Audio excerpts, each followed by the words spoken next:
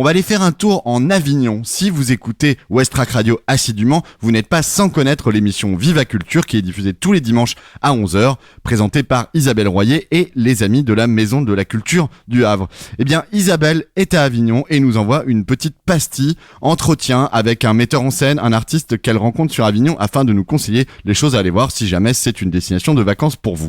Aujourd'hui, elle nous propose de rencontrer Nadia Larbiowen qui a mis en scène Frida Kahlo à Avignon. Isabelle, c'est à toi.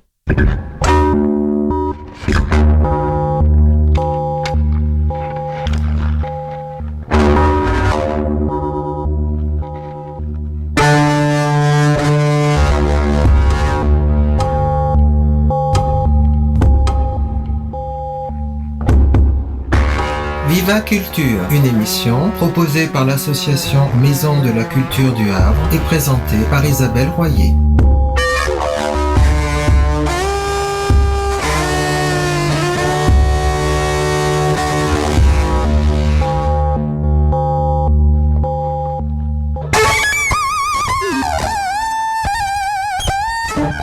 Bonjour à tous, bienvenue sur Viva Culture, l'émission de la culture dans toutes ses découvertes, toutes ses curiosités.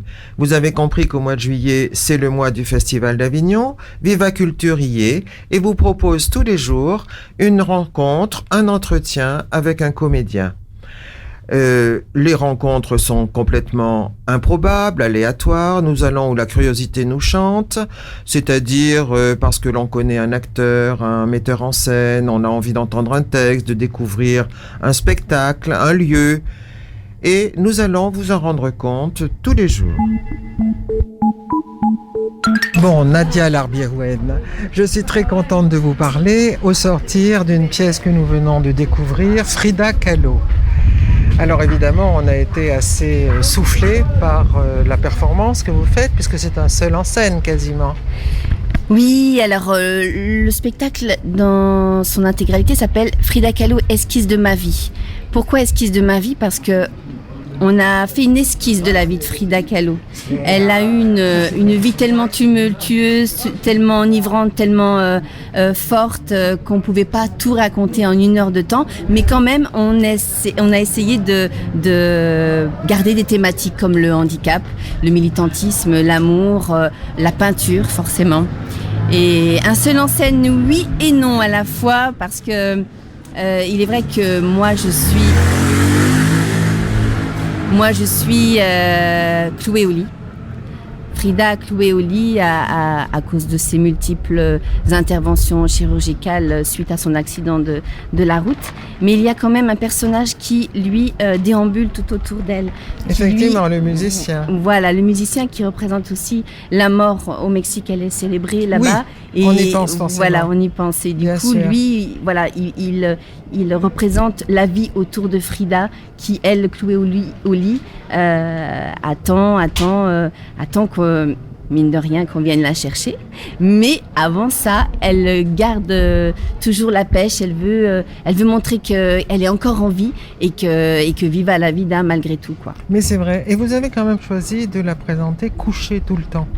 Oui, ça c'est une proposition de Monsieur François Boursier, le metteur en scène. Oui, il a voulu effectivement montrer à travers cette mise en scène la souffrance de Frida. C'est ce qui ressort effectivement. Oui. Et c'est vrai, quand on lit sa vie, on est frappé par ça, cette douleur constante apparemment. Et ça, vous choisissez de la montrer. Oui, parce que dans les tableaux, dans les tableaux, au contraire, on la voit debout, belle, parée, avec des couleurs vives. C'est vrai, mais ces tableaux, elle les a peints allongés ou assise sur son fauteuil roulant. C'est comme ça qu'elle a démarré la peinture en fait. Sa mère lui a construit un miroir juste au-dessus de son lit pour qu'elle peigne, et elle a commencé à faire des autoportraits. Effectivement, elle met toujours des fonds dans ses autoportraits. Il y a des végétaux, elle met en scène, elle se met en scène. Ça, c'est grâce à son papa qui était photographe avec lequel elle a passé énormément de temps. Mais on montre sa souffrance, mais c'est pas une souffrance morbide. C'est plein de couleurs. C'est quand même très très très très coloré, très très passionné vu comment elle a peint ses tableaux. Et voilà, on voulait quand même montrer le positif malgré tout. Bien sûr. On a été frappé aussi par l'utilisation de la vidéo qu'on a trouvée très pertinente puisque pour parler d'une peintre, autant montrer des œuvres. Voilà, tout à fait. Ces œuvres sortent de Frida quand elle parle de Diego, quand elle parle du militantisme. C'est comme si elle exorcisait ces tableaux en les faisant sortir d'elle-même, de son corps mutilé. Comme une naissance. Voilà. Oui. Et comment avez-vous choisi les textes ?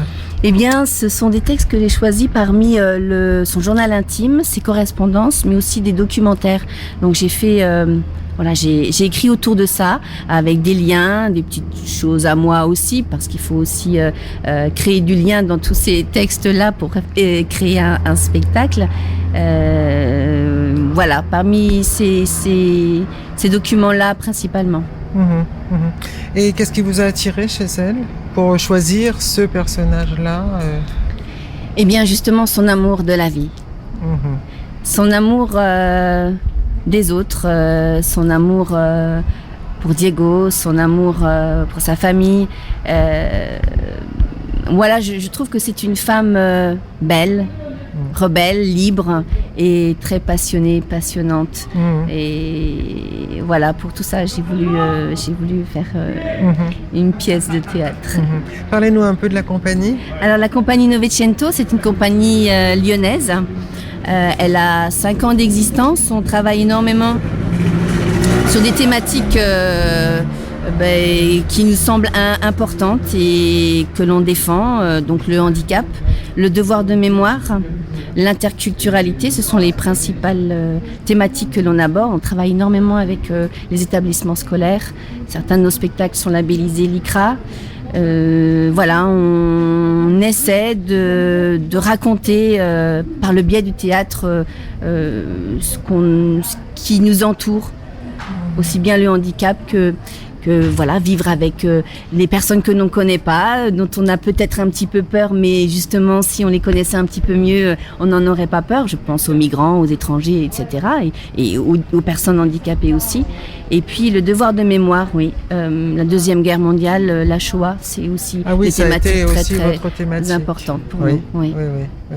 Et là, c'est votre premier Avignon, oui. Vous aviez l'air de dire. Oui, c'est notre premier Avignon. C'est François Boursier qui nous a proposé de nous emmener à Avignon avec cette mise en scène.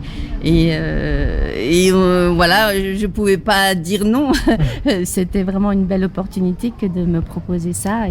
Et voilà, nous y sommes et nous sommes très très contents. Et le public est là. Voilà, le public est présent depuis le début. Apparemment, ça a beaucoup plu. Les gens étaient très contents.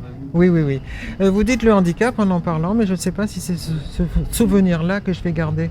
Oui, non. C'est pas sûr. C'est par rapport au lit que vous allez certainement garder le mot handicap. Mais sinon, non. Ce qui ressort d'elle, c'est justement cette force de vie. Oui, sans doute. Mais quand je vous parlais de handicap, c'est parmi les thématiques de la compagnie. Nous avons aussi des spectacles bilingues français langue des signes. D'accord. Voilà. Entendu. Ça aussi. Et puis un spectacle sur l'ouvrage de Jean-Louis Fournier, Où on va papa, qui parle de ses 2 enfants lourdement handicapés. Ah oui. Bon, écoutez, merci beaucoup. Excusez-moi de vous avoir retenu. Je vous en prie. Merci bien. Et puis bonne continuation au festival. Au revoir. Au revoir. Bravo. Merci.